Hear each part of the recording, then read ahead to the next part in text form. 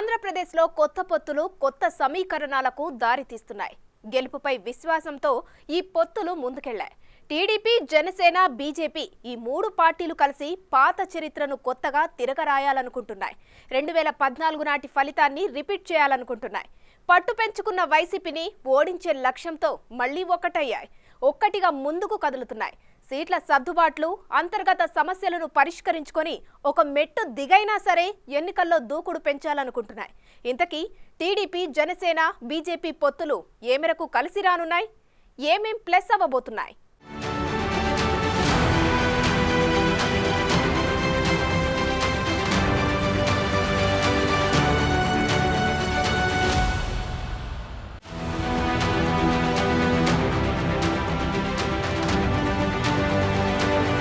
ఆంధ్రప్రదేశ్లో TDP, Janasena, BJP మధ్య కుదిరిన పొత్తు రాజకీయాలు కీలకంగా మారాయి.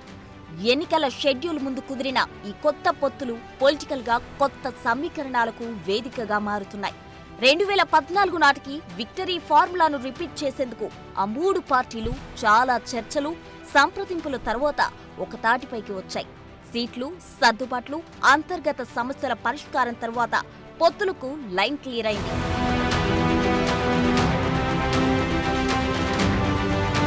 నిజానికి ఏపీలో విపక్షాలన్నీ పొత్తు పెట్టుకోవడం ఒక దశలో కష్టమే అనుకున్నారు. కానీ 2019 అసెంబ్లీ ఎన్నికల్లో వేర్వేరుగా పోటీ చేయడం వల్ల ఓట్లు చాలా వరకు ఆ మూడు పార్టీల మధ్య చీలిపోయాయి. అంతిమంగా వైఎస్ఆర్ కాంగ్రెస్ కు చాలా ప్లస్ అయ్యాయి. గెలుపు ఈజీ అయింది. అంతేకాదు, విడివిడి పోటీతో మెజార్టీ స్థానాలు జగన్ పార్టీకి దక్కించుకోవడానికి కారణమైందంటారు. గత 2 ఏళ్ల నుంచి ఏపీలో విపక్షాల పొత్తులపై ఊహాగానాలు, ప్రాథమిక చర్చలు మొదలయ్యాయి. కలిసి ఉంటే కలదు సుఖం అనుకోవడంతో ఆ పొత్తులు ఇప్పుడు రియాలిటీగా మారాయి. ఏపీలో విపక్షాల పొత్తులకు ఇన్నాళ్లు కొన్ని విషయాలు అడ్డుకట్టపడింది. నిజానికి పవన్ కళ్యాణ్, జనసేన పార్టీ అధికారికంగా ఎన్డీఏలో భాగస్వామిగా ఉంటూ వస్తుంది.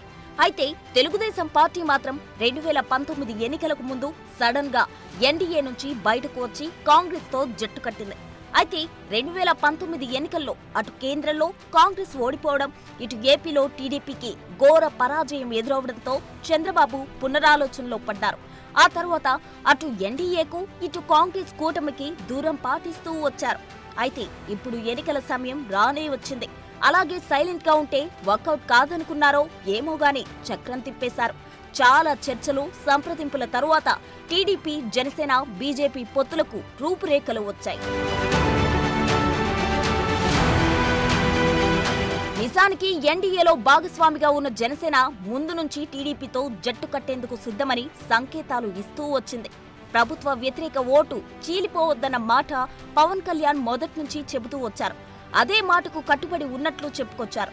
ఏపీ ప్రజల కోసం ఏదైనా భరించేందుకు సిద్ధమన్నారు. పొత్తు పెట్టుకుంటేనే జగన్ పార్టీని ఓడించవచ్చు అన్న అభిప్రాయానికి వచ్చారు. ఈ విషయంలో భాగస్వామ్య కూటమి బీజేపీ నుంచి ఎలాంటి సిగ్నల్స్ లేకపోయినా తన దూకుడు మాత్రం ఆపలేదు. టీడీపీ, జనసేన కూటమికి బీజేపీ ఆశీర్వాదం ఉండాలని చెబుతూ వచ్చారు. నిజానికి ఈ మూడు పార్టీల పొత్తుల విషయంలో కమలం పార్టీ కాస్త వెనక ముందు ఆలోచన చేసింది. ఆంధ్రప్రదేశ్లో ఇంకెన్నాళ్ళు 1-6 సీట్లు అనుకుంది. ఇప్పటి నుంచి పునాది వేస్తూ సింగిల్ గా బలపడేందుకు బీజేపీ ప్రణాళికలు రచించింది. అందుకే పొత్తులు అనగానే చాలా ఆలోచన చేసింది. చంద్రబాబు, పవన్ కళ్యాణ్ ను ఇన్నాళ్లు వెయిటింగ్ లిస్ట్ లో పెట్టింది. అయితే ప్రస్తుతం ఎన్డీఏను బలోపేతం చేసుకోవడం, రాష్ట్రంలో అధికార కూటముల్లో భాగస్వామ్యం పెంచుకునే ఉద్దేశంతో పొత్తుకు ఓకే చెప్పింది ఢిల్లీ బీజేపీ. సౌత్ ఇండియాలో బీజేపీ పార్టీకి గట్ బేస్ దొరకడం లేదు. ఒకవైపు కర్ణాటక, ఇటు తెలంగాణలో కాస్తో కూస్తో పట్టు ఉన్నా మిగతా చోట్ల గ్రౌండ్ జీరో ఉంది. సో ఏపీలో ఇప్పుడు కీలక సమయంలో టీడీపీ, జనసేనతో కలిసి నడిచేందుకు సిద్ధపడింది. పనిలో పనిగా ఎక్కువ ఎంపీ సీట్లు అడుగుతోంది. ముచ్చటగా మూడు పార్టీలు పొత్తులపై సంయుక్త ప్రకటన రిలీజ్ చేశాయి. పొత్తులో భాగంగా బీజేపీ, జనసేనలకు 30 అసెంబ్లీ, 8 పార్లమెంట్ స్థానాలు ఇస్తున్నట్లు చంద్రబాబు, టీడీపీ ముఖ్య నేతలకు చెప్పినట్లుగా తెలిసింది. ఈ విషయంలో టీడీపీ, బీజేపీ, జనసేన నేతల మధ్య కీలక మీటింగ్స్ జరుగుతున్నాయి. అయితే మరికొద్ది రోజుల్లో ఎవరికెన్ని సీట్లు అన్నది క్లారిటీ రానుంది. మొత్తంగా ఢిల్లీ బీజేపీ చంద్రబాబుకు చాలా తర్జన భర్జనల తరువాత ఎన్డీఏ గేట్లు ఎత్తడం కీలకంగా మారింది. ఇన్ని రోజులుగా ఏపీలో పొత్తులపై ఇంత చర్చ జరుగుతున్నా ఏపీ బీజేపీ నేతలు మాత్రం మాట మాట్లాడలేకపోయారు. పొత్తులపై ఏమీ మాట్లాడవద్దని ఢిల్లీ బీజేపీ నుంచి ఆదేశాలు రావడంతో ఆ సబ్జెక్టుకు పూర్తి దూరంగా ఉండిపోయారు. కేంద్ర నాయకత్వం ఆదేశాల ప్రకారమే నడుచుకున్నారు. ఎక్కువ సీట్లు తీసుకొని ఓడిపోవడం కన్నా గెలిచే స్థానాలు మాత్రమే తీసుకోవడం వల్ల కూటమిలో మిగతా పార్టీలకు ఇబ్బంది ఉండదన్న ఆలోచన చేస్తున్నారు. పక్కా ఈక్వేషన్స్ తో సీట్ల సర్దుబాటుకు ప్లాన్ చేస్తున్నారు. ఎన్డీఏ కూటమిలో తెలుగుదేశం పార్టీ చేరడం ఇదే మొదటిసారి కాదు. 1996లో టీడీపీ మొదటిసారి ఎన్డీఏ కూటమిలో చేరింది. తిరిగి 2014లో లోక్సభ, అసెంబ్లీ ఎన్నికల్లో టీడీపీ, బీజేపీ కలిసి పోటీ చేశాయి. ఈ కూటమికి జనసేన బయట నుంచి మద్దతు ప్రకటించింది. ఇప్పుడు ఈసారి 3 పార్టీలు కలిసి 2024లో పోటీ చేస్తున్నాయి. ఇప్పుడు రాష్ట్ర ప్రయోజనాల కోసమే పొత్తులు పెట్టుకుంటున్నట్లు జనానికి ఈ 3 పార్టీల నేతలు వివరణలు ఇస్తున్నారు. అటు సీఎం జగన్ మాత్రం తాను సింగిల్ అని, పేద ప్రజలే తనకు స్టార్ క్యాంపెయినర్లంటూ ప్రచారాలు హోరెత్తిస్తున్నారు. దీంతో ఈ తరహా ప్రచారానికి పొత్తులు పెట్టుకున్న పార్టీలు చెక్ పెట్టేందుకు రెడీ అవుతున్నాయి. అన్న మనల్ని నమ్ముకున్నాడు, ఆ దేవుడిని నమ్ముకున్నాడు. అన్న ఒంటరిగానే సింహంలో మనందరికీ తోడుగా నిలబడ్డాడు అని చెప్పి ప్రతి ఇంటికి వెళ్ళి చెప్పండి. మన అన్న ప్రజల్ని, దేవుడిని తప్ప పొత్తుల్ని, ఎత్తుల్ని నమ్ముకోలేదు. మన అన్న ఎప్పుడు మోసాలు చేయలేదు, ఎప్పుడు అబద్ధాలు చెప్పలేదు, ఎప్పుడు జిత్తులను నమ్ముకోలేదు మన అన్న అని చెప్పి ప్రతి ఇంటికి వెళ్ళి చెప్పండి.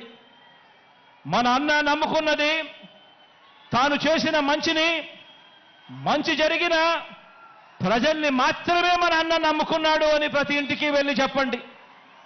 మళ్ళీ మన అన్నను గెలిపించేందుకు మనమంతా కూడా చెయ్యి కలపాలి.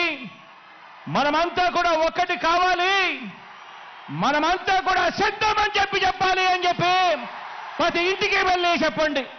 జగన్ ప్రభుత్వానికి ఇంటికి పంపడానికి, ప్రభుత్వ వ్యతిరేక ఓటు చీలకుండా ఉండడానికి, ఏపీ ప్రయోజనాలు, ప్రజలకు మేలు చేయడానికి పొత్తులు అవసరమన్న భావన టీడీపీ, జనసేన, బీజేపీ జనంలోకి తీసుకెళ్తున్నాయి. తమ పొత్తులు అధికారం కోసం కాదని, ఆంధ్రప్రదేశ్ ను కాపాడుకోవడం కోసమే అన్న పాయింట్ ను ప్రచారం చేస్తున్నాయి. చంద్రబాబు నాయుడు గారు, పవన్ కళ్యాణ్ గారు, అమిత్ షా గారితో, నడ్డా గారితో సమావేశం అయ్యారు. సమావేశం అయిన తరంలో వాళ్ళ చర్చల్లో 3 పార్టీలు అలయన్స్కి పోవాలని చెప్పి డిసైడ్ చేశారు. పొత్తు కుదిరింది. పొత్తు ప్రకారం 3 పార్టీలు కలిపి they will issue joint statement today. ఆంధ్రప్రదేశ్లో ఈ 3 పార్టీలు కలిసి 2024 ఎలక్షన్లో కలిసి పోటీ చేస్తున్నాయి. ఆ విషయం వరకు 3 పార్టీలు కలిసి అండర్స్టాండింగ్కి వచ్చారు, అంగీకరించారు. 3 కలిసి స్టేట్మెంట్ ఇష్యూ చేస్తారు. దానికి ఎన్నికల్లో ఎటువంటి గందరగోళం లేకుండా అన్ని విషయాల్లో ఒక అండర్స్టాండింగ్కి వచ్చి కంటెస్ట్ చేయడానికి నిర్ణయించుకున్నారు. ఏ విషయంలోనూ కూడా కన్ఫ్యూజన్ లేదు. తాజాగా టీడీపీ, జనసేన, బీజేపీ పొత్తులో ఇన్ని రోజులుగా ఏపీలో ఉన్న సందిగ్ధతకు తెరపడింది. జనం కూడా ఒక ఆలోచనకు వచ్చేందుకు ఈ పొత్తు నిర్ణయం ఉపయోగపడనుంది. ఎటువైపు మొగ్గు చూపుదామని ఆలోచిస్తున్న స్వింగ్ ఓటర్లు కూడా డిసైడ్ అయ్యేందుకు ఈ పొత్తులు క్లియర్ ఇండికేషన్ ఇచ్చినట్లయింది. టీడీపీ తన పట్టున్న స్థానాలు జనసేనకు కేటాయించడం, ఆయా నియోజకవర్గాల్లో పార్టీ సీనియర్ల సర్దుకుపోవాలని, ఉమ్మడి పొత్తులో భాగంగా జనసేన అభ్యర్థులను గెలిపించాలని టీడీపీ అధినేత చంద్రబాబు పిలుపునిస్తూ వస్తున్నారు. ఈ పొత్తులతో పార్టీల మధ్య ఓట్ల బదిలీ పకడ్బందీగా సాగించడం కీలకంగా మారింది. అప్పుడే పొత్తు ప్రయోజనం నెరవేరే అవకాశం ఉంటుంది. పొత్తుల కారణంగా 160 స్థానాలు గెలుచుకుంటామని టీడీపీ, జనసేన, బీజేపీ నేతలు ధీమాగా ఉన్నారు. ఓవైపు పొత్తులతో బెనిఫిట్ జరగబోతుందని విపక్షాలు అంటుంటే 2014 ఫలితాలు రిపీట్ అయ్యే అవకాశమే లేదంటున్నారు వైఎస్ఆర్ కాంగ్రెస్ నేతలు. అన్ని విపక్షాలు ఒక్కటయ్యాయంటేనే వైసీపీ ఎంత బలంగా ఉందో అర్థం చేసుకోవచ్చంటూ లాజిక్ లెక్కలు వినిపిస్తున్నారు.